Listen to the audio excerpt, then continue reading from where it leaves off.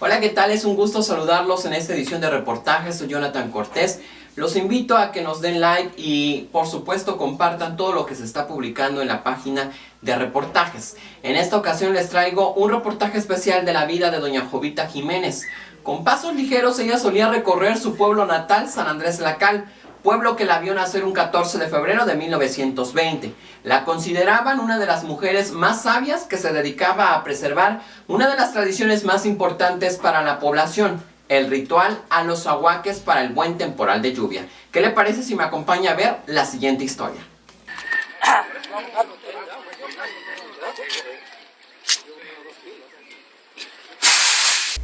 Fueron investigadores de la Universidad Nacional Autónoma de México quienes la reconocieron como una de las graniceras más simbólicas del continente americano.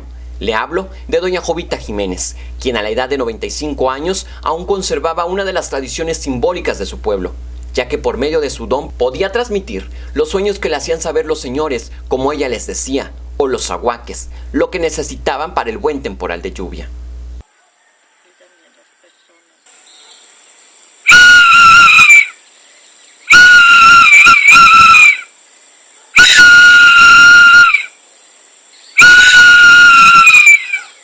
Cabe mencionar que esta tradición se hace durante el tercer viernes del mes de mayo, en la comunidad de San Andrés de la Cal, Tenochtitlan, pueblo que se ha caracterizado y que ha mantenido viva la petición de lluvia.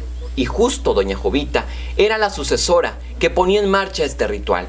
Fue por medio de su suegra quien aprendió y puso en habilidad su don que traía consigo. A temprana edad comenzó a realizar esta práctica ancestral en su natal pueblo. A la edad de 95 años, ella continuaba recorriendo los senderos de cada ojo de agua para colocar y llevar a cabo la ofrenda a los ahuaques.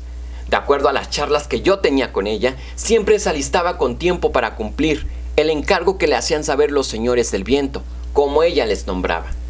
No había año que no fuera, razón por la que se ganó ese reconocimiento tanto por su pueblo como a nivel continente americano.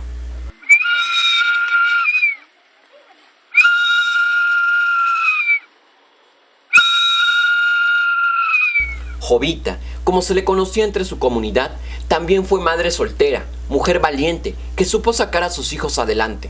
Entre sus actividades personales, también se dedicaba a ser partera, curandera, consejera espiritual, pero sobre todo, era esa granicera con virtudes y experiencias que la llevaron a reconocerle sus grandes dotes de sabiduría. Fue en el año 2018 cuando ella se nos adelantó y cerró ese ciclo de aprendizajes quien ya le seguían los pasos. Pero esta tradición queda latente en la comunidad Tenochtitlan.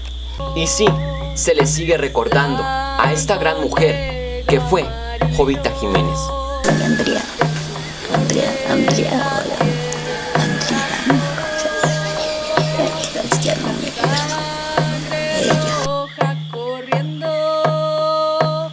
Ahí tiene esta información que hace un tiempo me di a la tarea de conocer un poco o mucho de la vida de esta gran señora que se caracterizaba por esa sabiduría y el manejo en el que preservaba el ritual para el buen temporal de lluvias. Incluso los propios investigadores, al igual que su pueblo, pedían al Congreso del Estado de Morelos que fuera reconocida para obsequiarle la presea Xochiquetzalli. Con esto me despido y nos vemos hasta la siguiente edición de reportajes. Hasta la próxima.